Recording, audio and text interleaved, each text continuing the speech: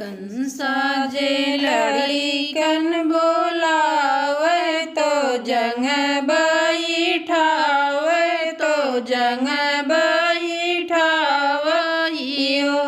लड़के जाऊ गजनपुर देश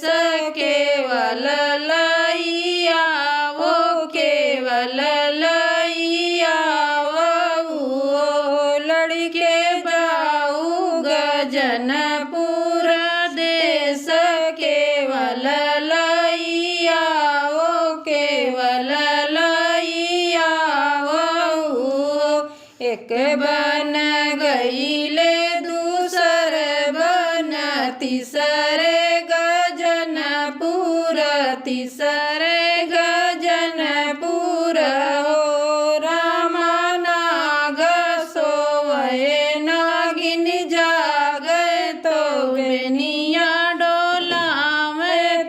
बेनिया डोलावइयो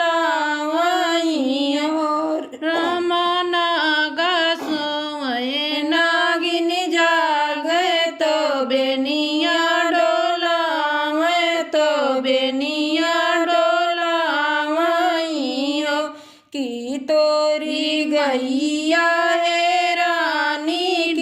डगर भूलाने की डगर भूलायो ललना कवन जरूरत रे लागे तो आयो गजनपुर हो ललना कवन जरूरत रे लागे तो आयो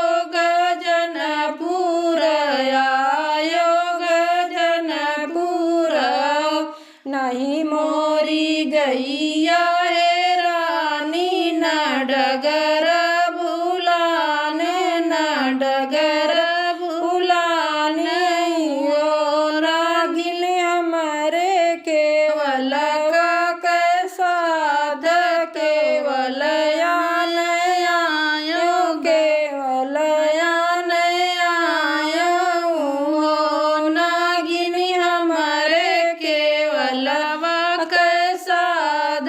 तो आयो गजनपुर अरे अरे यशोदा के बालक गोकुल के वासी तो गोकुल के वासी हो बेटा नगवा छोड़े पुपकार समर होई जाबो समर होई जाबो हो बेटा नगवा छोड़े फूपकार समर होई जाबो समर होई जाबो कुश कई रसरी